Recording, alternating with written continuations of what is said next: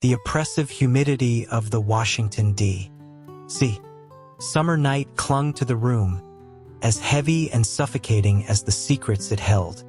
Julian, his body slick with a feverish sweat, felt a wave of irritation. He kicked out, a sharp, impulsive motion meant to shove the dense weight of muscle from his bed. The blow connected with a thigh as hard as granite, the impact jarring his own slender leg and accomplishing nothing. A hand, rough with calluses earned on foreign battlefields, closed around his ankle like a manacle.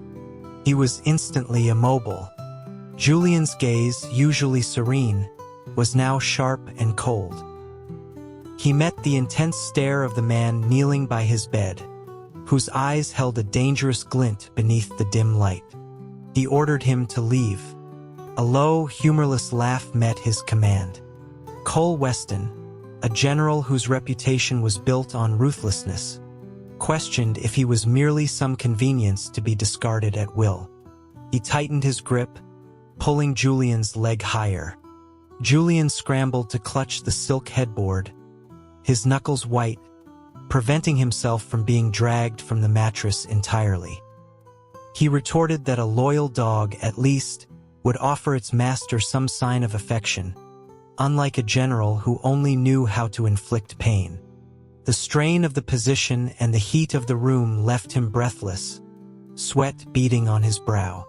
Seeing that Cole had no intention of releasing him, Julian's voice was a strained whisper as he told him to stop, asking if his intent was to break him. Cole's gaze softened almost imperceptibly as he took in the sheen of sweat on Julian's pale skin. With a fluid motion, he released the ankle and instead gathered Julian into his arms, his strength effortless. He held Julian's face, turning it from side to side under the lamplight. He observed that their time together seemed to have brought some color to Julian's cheeks, that even his ragged breaths were fragrant. He marveled aloud, his voice a low rumble, at the fortune that allowed a man like him, forged in grit and violence, to have this delicate creature. Cole confessed that he had no talent for gentle obedience. He had other, more practical skills. Julian's chest rose and fell rapidly, his breath catching at the man's shameless words. He managed to tell Cole to spare him the crude flattery, that such talk soiled the air. Exhaustion was setting in, a familiar companion to his frail constitution. He lacked even the strength to push Cole away.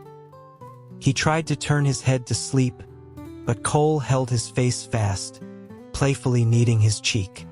Cole then asked exactly what part of him was soiled, offering to wash it clean for him.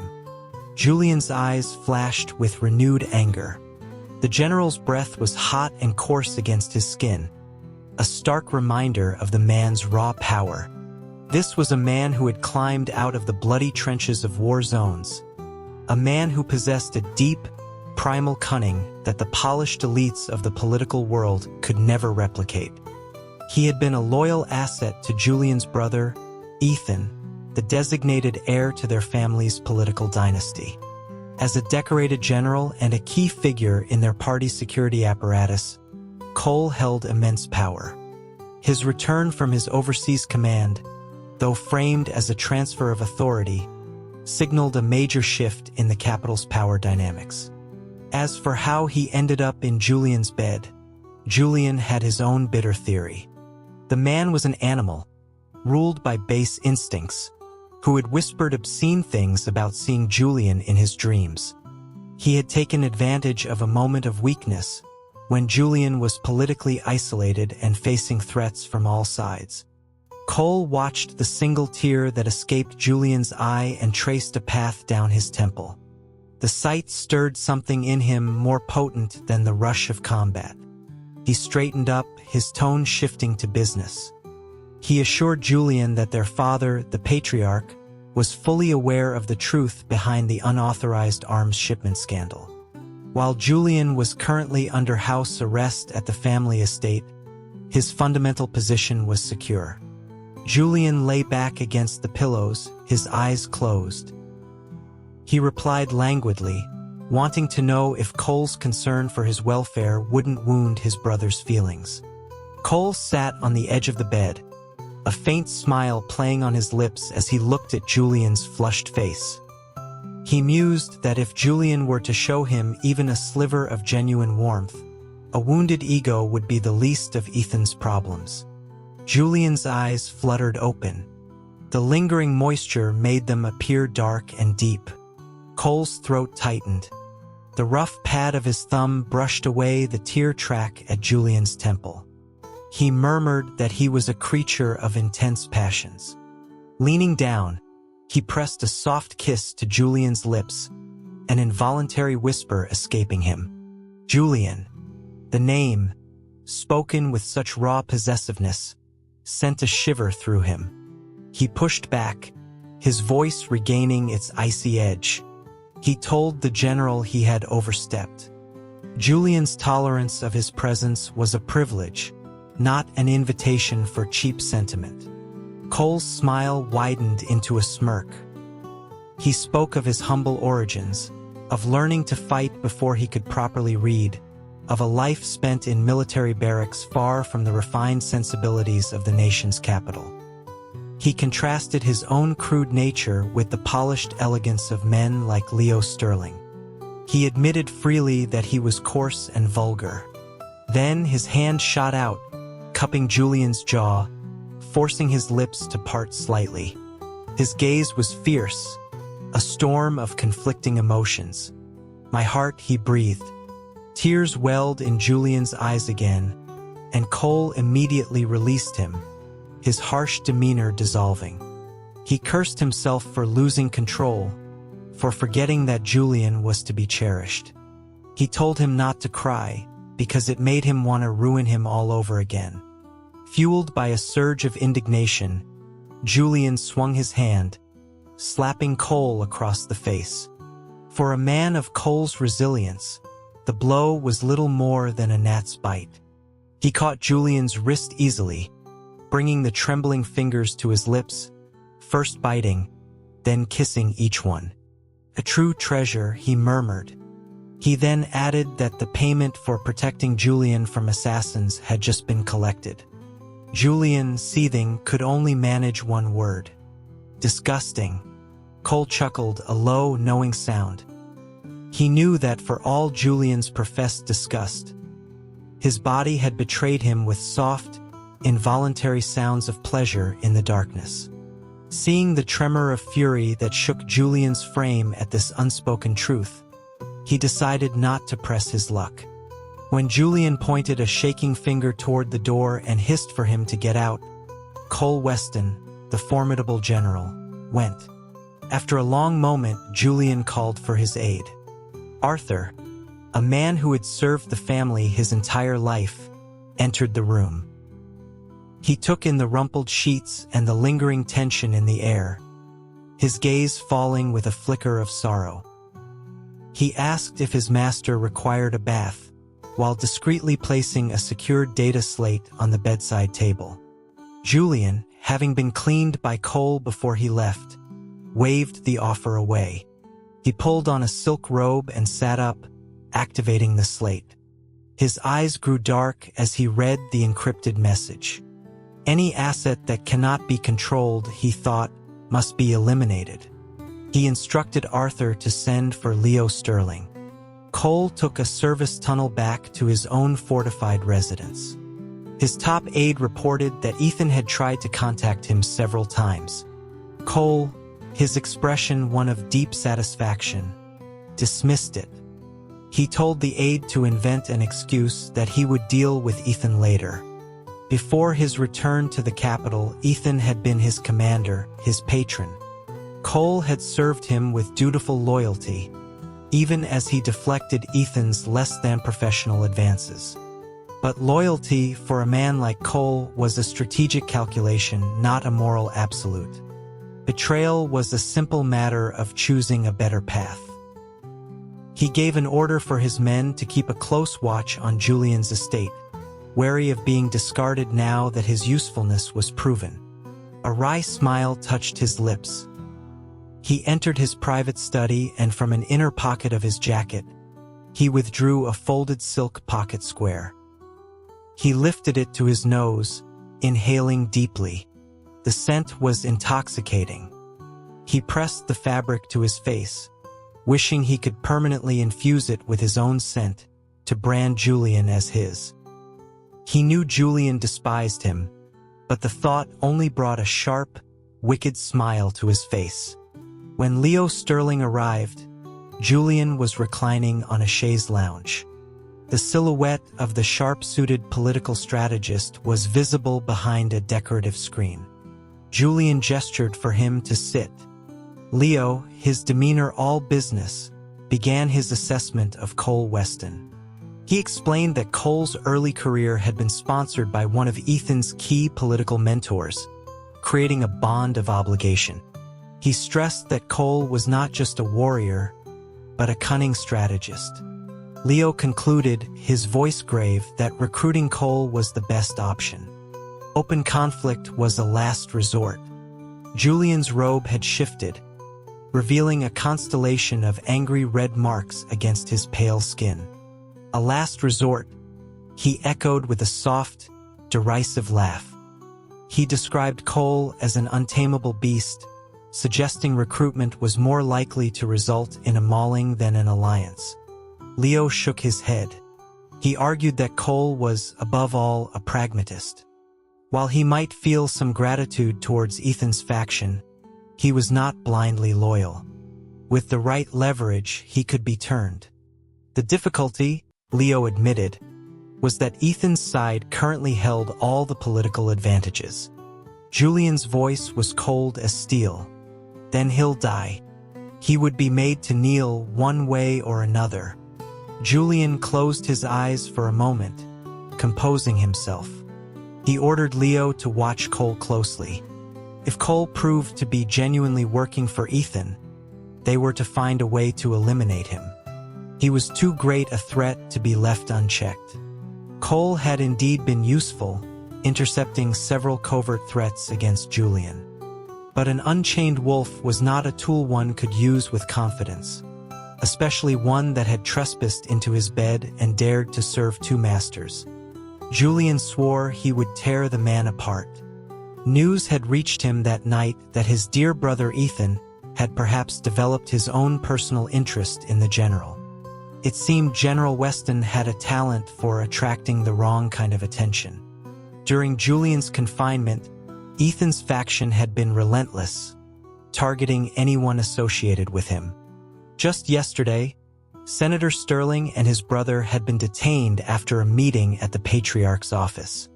Leo was effectively under house arrest, unable to act. Julian was seething. He sent a message to Cole. The general did not appear until the following night, entering the private wing of the estate through the hidden passage. The moment he stepped into the bedroom, a heavy crystal tumbler shattered at his feet. Cole barely flinched, his gaze lifting to meet Julian's thunderous expression. Julian's face was ashen. Cole frowned and strode across the room. Sitting on the edge of the bed, he seized Julian's wrist, his frown deepening. He noted that Julian's temper was getting the better of him and that he had been unable to get away sooner. Julian snatched his hand back, his voice frigid.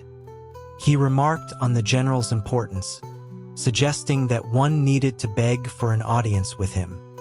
He slid off the bed, the loose robe accentuating his thin frame. From his desk, he picked up a long, viciously sharp letter opener and pointed it at Cole's throat. He commanded him to kneel. Cole's eyes darkened, his entire posture radiating a cold, brutal energy. He stared at Julian without moving, a silent challenge. Julian scoffed, unafraid. He was on his own territory. If Cole harmed him, he would never leave the estate alive. Cole was not a fool. His blade pressed forward, the point dimpling the skin over the man's prominent Adam's apple. Before Julian could repeat his command, Cole stood up, walking directly into the point of the blade. Julian instinctively flinched back, retracting the letter opener. A lazy, unreadable smile spread across Cole's face. Then, with a thud, he dropped to one knee before him. Julian's eyes narrowed dangerously. He tossed the letter opener onto the desk and slapped Cole across the face. This time, he put his full, albeit limited, strength into it. The sound echoed in the room, and red finger marks bloomed on the man's cheek. His own hand stung from the impact. He looked down at the kneeling man and demanded, his voice trembling with fury, if he understood his error. The name, spoken with such contempt, seemed to drain the fight from Cole. He bowed his head. Cole understands. Next time, he would come to Julian, even if it meant his own execution. Julian turned away, the sleeve of his silk robe brushing against Cole's face. Cole's hand shot out and grabbed the fabric, and with it, Julian's arm. Julian glared back at him. Cole, his cheeks still red and swollen, stared back with an unnerving intensity. He lifted the captured sleeve to his nose and inhaled deeply. Julian sneered and stepped forward, placing his foot firmly on Cole's thigh.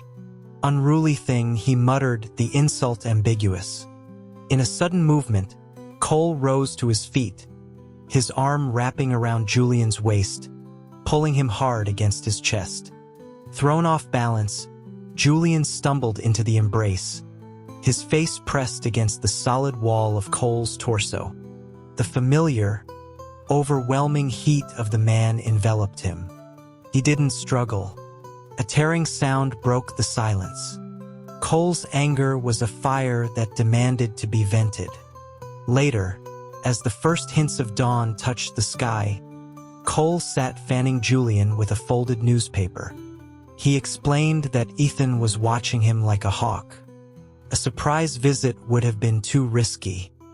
His official command had been relinquished, but he admitted that his former units, the Weston Brigade, were still loyal to him personally. It was an open secret, the very reason the patriarch was wary of him. He could not afford to be careless. Julian scoffed, asking why he should care about the general's difficulties. Cole's hand cupped his cheek. "What do you want from me, Julian?" He leaned in, their breaths mingling. Julian met his gaze. He told him that Leo's father and uncle were being held in a federal detention center. The Sterling family were foundational allies, and they did not deserve this. He believed their enemies were getting desperate and would not let them emerge alive. He needed Cole to get them out. Cole sat up, his tone cooling. Leo Sterling. He despised the man with his polished speeches and tailored suits. He saw him as a weak, overeducated academic who was far too close to Julian for his comfort. He asked why Julian was in such a hurry, pointing out that it wasn't Leo himself who was imprisoned. Julian sat up as well, pulling his robe tighter. He addressed Cole by his first name, his tone serious. For years, he had survived by remaining in the shadows, yet some still saw him as a threat. He walked to the window and pushed it open, letting the cool, pre-dawn air into the stuffy room. He reminded Cole of the night he'd been drugged at a party, of Cole taking advantage of his vulnerability. Cole's eyes held a hint of a smile. "I admit it." Julian's voice was flat. "I am not some common dalliance. You are in my bed, and that means you are mine to command. If you fail me," his fingertips touched the pulse point on Cole's throat, "I will not spare you." Cole looked down into Julian's eyes for a long moment. Then he spoke. "All right, I'll get them out." He started to lean in again, but Julian pressed his fingers against his lips, stopping him. A faint, mocking smile touched his own. He had heard that his brother Ethan held the general in high esteem. For an unmarried man, he certainly had a vibrant social life. The sarcasm was not lost on Cole. He let out a loud laugh. Julian pushed his face away, hissing at him to be quiet. Did he want the whole city to know about their clandestine arrangement? Cole suddenly grew serious. If I had my way, the whole world would know that Julian belonged to me. Julian laughed, a sound devoid of humor. He told him to do his job. Without value, he was just another insubordinate traitor to be disposed of. Cole's playful arrogance returned. The official story was that the patriarch's eldest son was too frail for leadership, so the mantle fell to Ethan, the son of the patriarch's ambitious second wife, Victoria. He asked if Julian, after all these years, felt any resentment. The question made Julian pause. His health had always been delicate, but not as catastrophically poor as public perception suggested. It had been a desperate ploy by his late mother to protect him a decade ago, when her family was systematically ruined and exiled. She had administered a toxin that damaged his vitality without shortening his life, making him appear unfit for the coming power struggle. Cole's question stirred no great emotion in him now. He returned to the bed and lay down. He asked if the question came from Ethan or from Cole Weston himself. Cole followed him, sitting heavily on the bed. His eyes traced the faint pink on Julian's cheeks.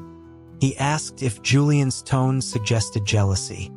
Julian replied wearily that their private arrangement was not worthy of such emotion.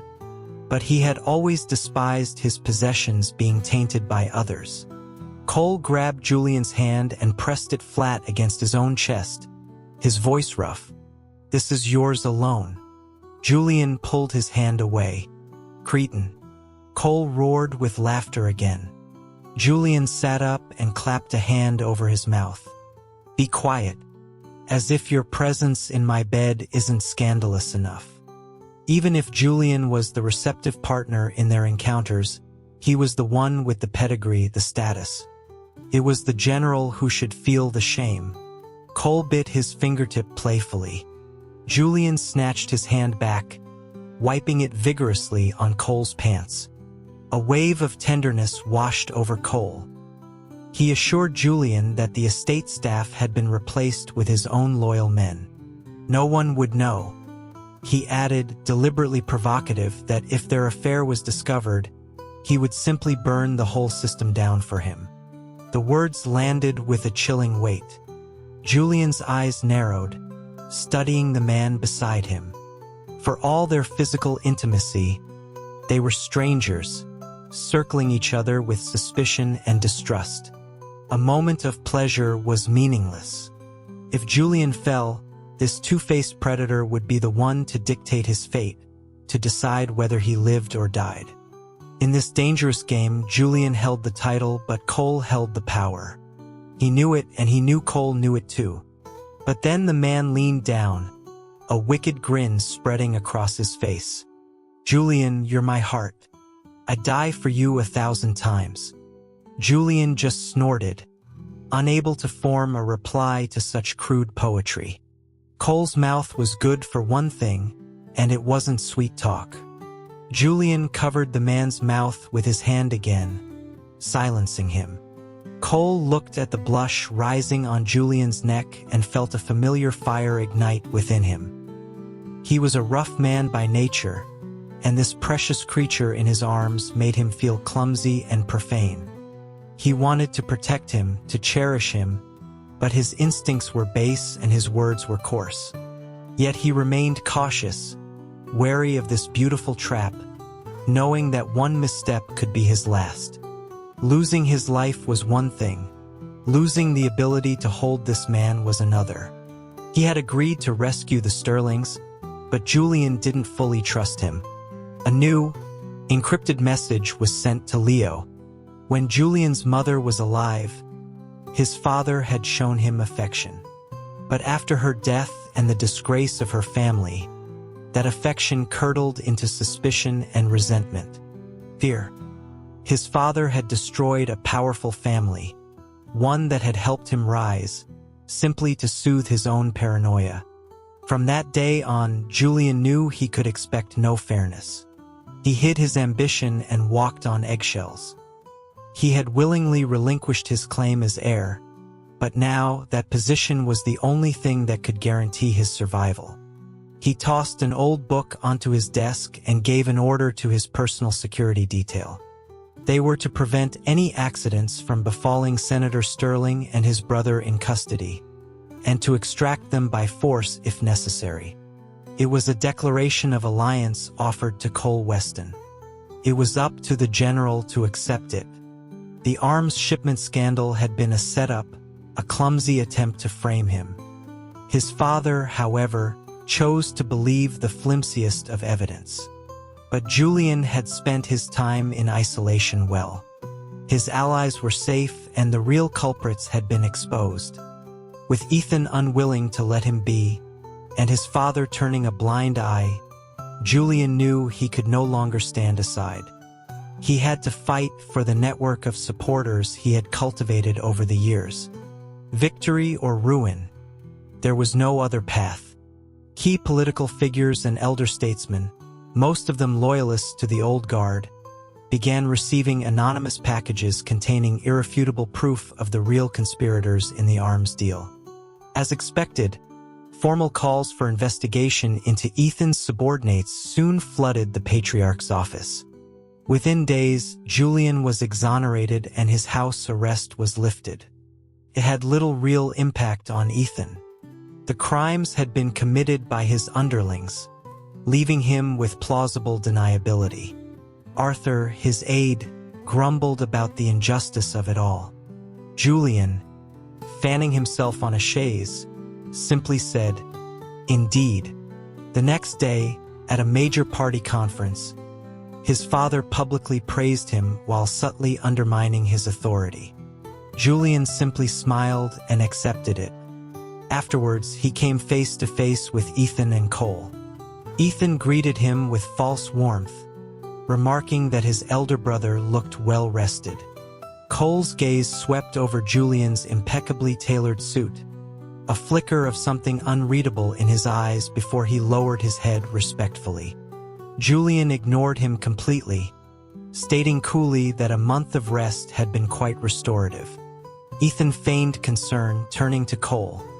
"Weston, you should assign more security to my brother's estate. Just in case." Cole smiled thinly. "Of course." Julian had no patience for the charade and walked away. From behind him, Cole's voice, laced with provocation, called out, "It must be strange for you, sir, not to have Leo Sterling at your side."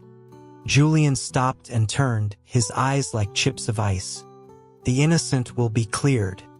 I have faith that our father will soon restore the Sterling family's good name."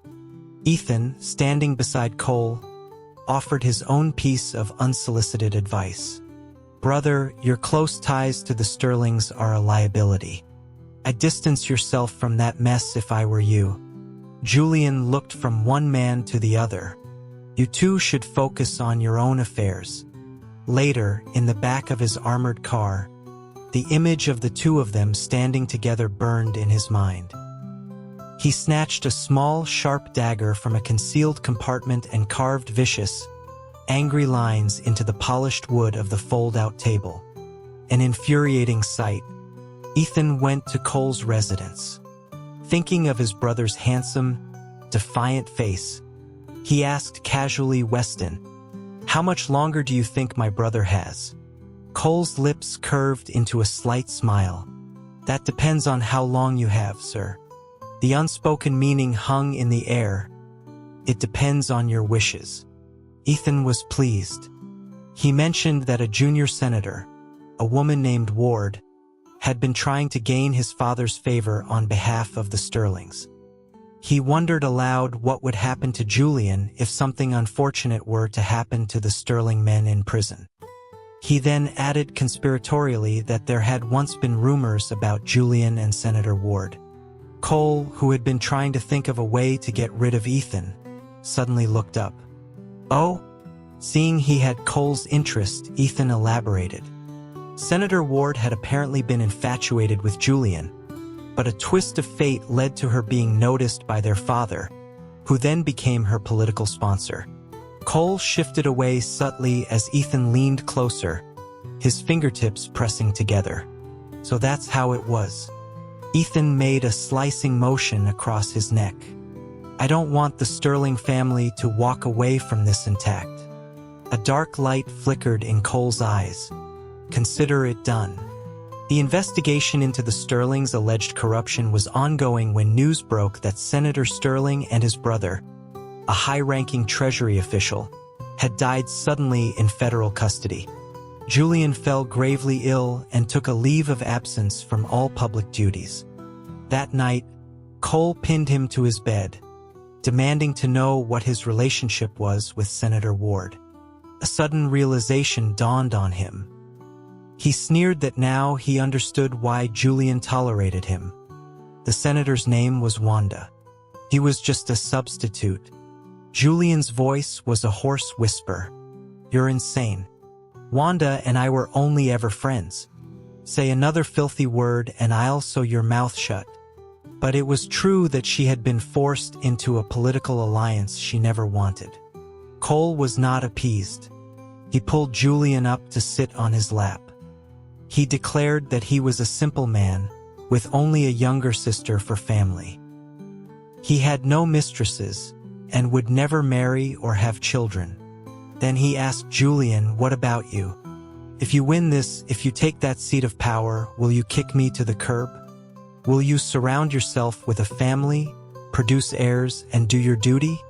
Julian wrapped his arms around Cole's neck, resting his head on the man's shoulder. That depends on your performance, General. If you become a threat I can't control, I'll do what I must. Cole's hands tightened on his waist. He nuzzled Julian's cheek. I have ways of making sure you'll never want to be without me. The words sent a jolt of heat through Julian, but he pushed Cole's face away, turning to business. He had heard of new instability on the border. The man's demeanor instantly became serious. He smoothed Julian's messy hair. It's true. Your intelligence is good. We need to prepare for the worst. With internal conflict brewing, someone is taking advantage of the chaos. Things could get out of control. Julian's face was flushed, but his eyes were hard. Am I not also out of control? Cole frowned. It hasn't come to that yet. I'm interrupting him. This is that moment. The deaths of the Sterlings were faked, their records sealed. But their reputations are ruined. They can never return to public life. How can I face their families? More importantly, my father's health is failing. Victoria and her faction control his access. When the dust settles, my claim will be illegitimate. I'll be left with nothing but a death sentence. He grabbed Cole's chin. Ethan is a fool, colluding with foreign powers, selling off assets to secure his own position, trying to sideline you. Victoria's party is poised to take everything. Do you want to watch this country be sold to the highest bidder? Cole was silent, his hand covering Julian's. What do you want me to do? Julian's face was grim. I need your unconditional support. A slow smile spread across Cole's face. The day you were drugged, you slapped me, you pulled me close, you pushed me away, and then you kissed me. I lost control. I admit, I've been unsettled ever since. When choosing a side, I considered eliminating you to solve the problem. His first glance at Julian had been anything but innocent. He'd found him fascinating, an amusing toy to provoke. But he was still Ethan's man, and he'd struggled with his duty. He spoke with blunt honesty. Julian raised his hand and slapped him again. Insolent. Cole took the blow without flinching. But I also knew you were no fragile flower. His lips quirked. Ethan isn't smart enough. He's easily manipulated. Victoria is ambitious but short-sighted. Cooperating with our northern rivals to keep me in check was an unforgivable crime. He had only confirmed this intelligence himself in recent days. He was both impressed and worried by how well-informed Julian was. An asset he couldn't control was an asset that could kill him. But he was a gambling man. He was betting that the man in his arms felt something for him too. Julian glanced at him. "Ethan desires you. Any regrets?" Cole's chest vibrated with a deep laugh. "Julian, you're adorable." Julian glared at him. Victoria received word of Julian's planned insurrection. After a 2-hour conversation with her son, she began secretly mobilizing loyalist forces and administered the final, potent dose of a slow-acting poison to the patriarch. Julian's rebellion was crushed by General Weston. He was taken into custody and moved to a secure military compound 10 miles outside the city, a base loyal only to Cole. Ethan was set to assume leadership. He demanded Julian be handed over for execution, but his requests were repeatedly denied. Victoria grew anxious. Ethan's face was a thundercloud. "Mother, I trust Weston." Victoria slapped him. "Fool. If he were loyal, he would have brought you Julian's head on a platter. Why do you think he keeps putting you off?" Ethan's face went pale. "That's impossible. You're the one who promoted him." Victoria smoothed her hair, her movements precise. "Men's hearts are fickle. If he were just a mindless soldier, I wouldn't be so concerned. Now that we've won, we must honor our agreements with our foreign partners. Secure the capital. Your father won't last another 2 days. We must consolidate power quickly. Trouble is brewing on the border, and news will reach the capital soon. Even if Weston betrays us, he won't abandon his sister and his soldiers stationed there." She believed her strategy was sound. Ethan, seeing the cold look in his mother's eyes, simply nodded in acquiescence. Julian's life in the military camp was comfortable. Cole's men, all hand-picked and fiercely loyal, treated him with profound respect. That evening, Cole returned to his tent, shrugging off his body armor. "Ethan is taking power soon. I'll be branded a traitor." He leaned over the campaign desk where Julian was writing, his muscular arms caging him in. He dipped his head and stole a kiss. "What should I do, Julian? Save me." Julian put down his pen and tilted his head back, allowing the kiss. "What are you afraid of? As long as I live, you will live."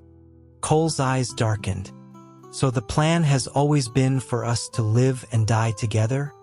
A small smile touched Julian's lips. "And you?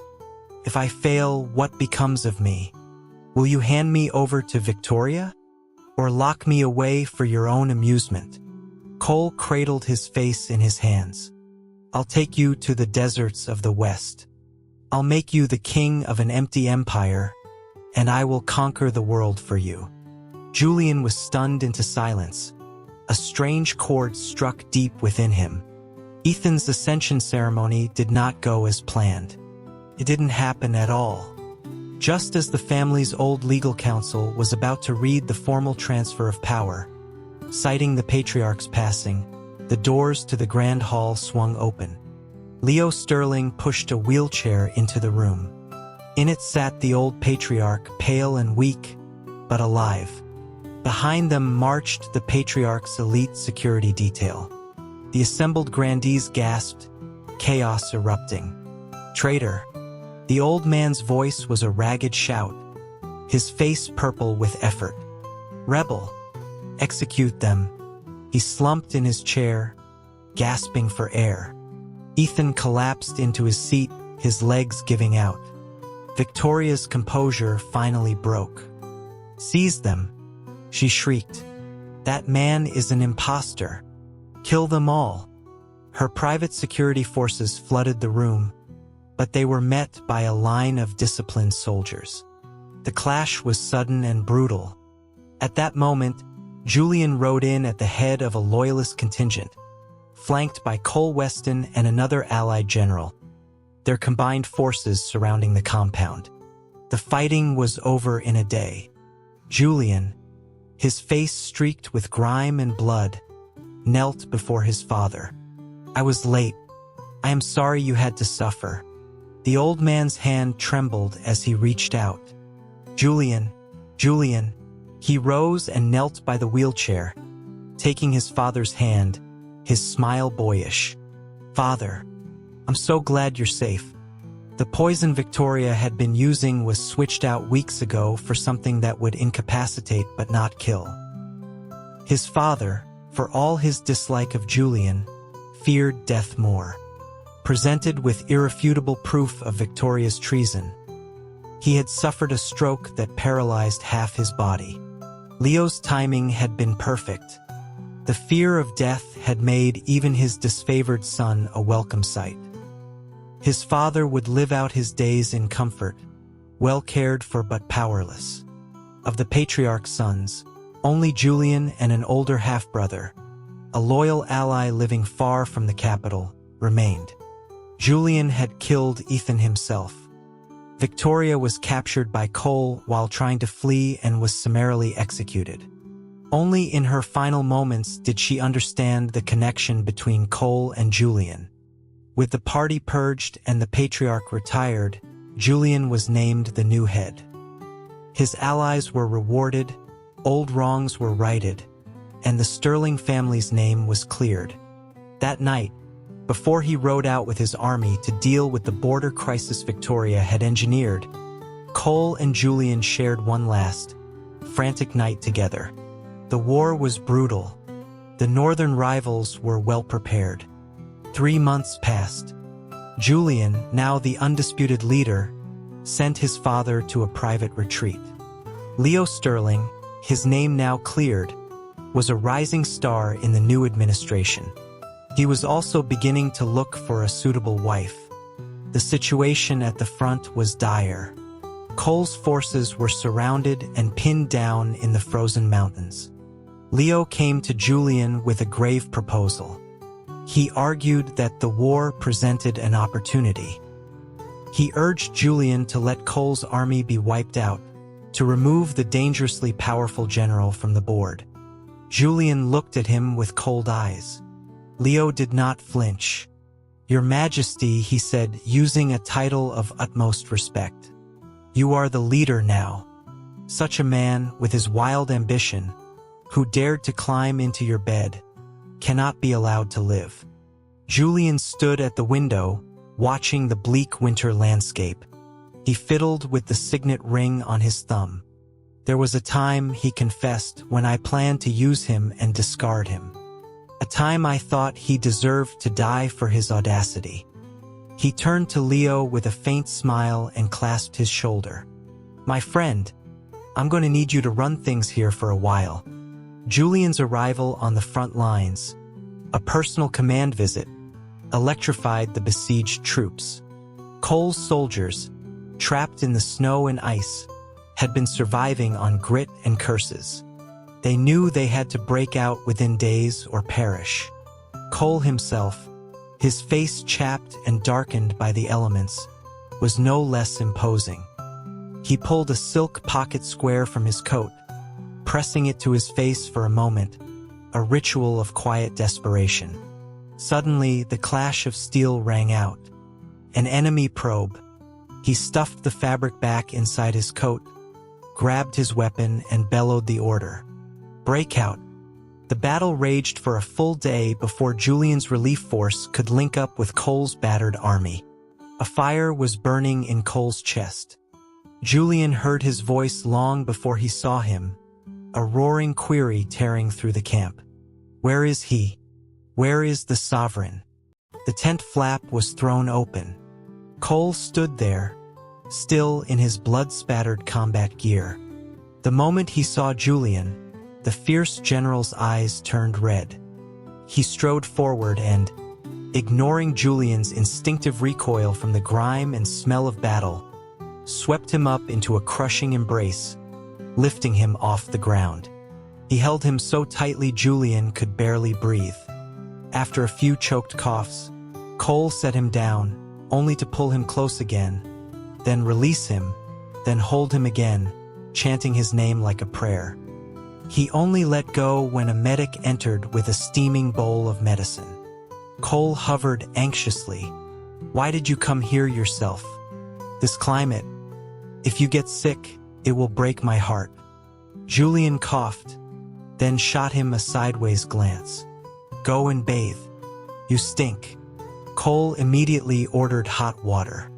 "The general will personally attend to His Majesty's bath." Outside the thick walls of the command tent, a blizzard raged. Inside, water splashed onto the floor. Cole was surprisingly gentle, his hands careful around the still-healing wounds on his own body. After months of celibacy, Julian found that he wanted this. He pulled the injured man into a reckless embrace. He awoke the next day feeling surprisingly well, the last of his own lingering illness gone. The army doctor said it was because the stress and anxiety that had been plaguing him had finally been released. Julian wondered what stress he could possibly have. He glanced at the man sleeping soundly beside him and shook his head. Worry. It was only worry for him. The war dragged on for another 6 months before the northern rivals were driven back and a treaty was signed. On his return to the capital, Julian met Cole's younger sister, a brilliant businesswoman who had secretly been financing much of the general's military machine for years. He rewarded her handsomely, then returned to his duties. That night, General Weston appeared in the leader's bed. He was here, he announced, to offer his service. Shameless. He held Julian, his teeth grazing his ear as he whispered, "That sterling fellow is trying to arrange strategic marriages for you. I don't approve." Julian wrapped his arms around his neck. "All right, I won't marry." A look of profound satisfaction crossed Cole's handsome, rugged face. "My heart is good to me." Julian glared at him. "More nonsense." Cole's voice was uncharacteristically soft. "I love you.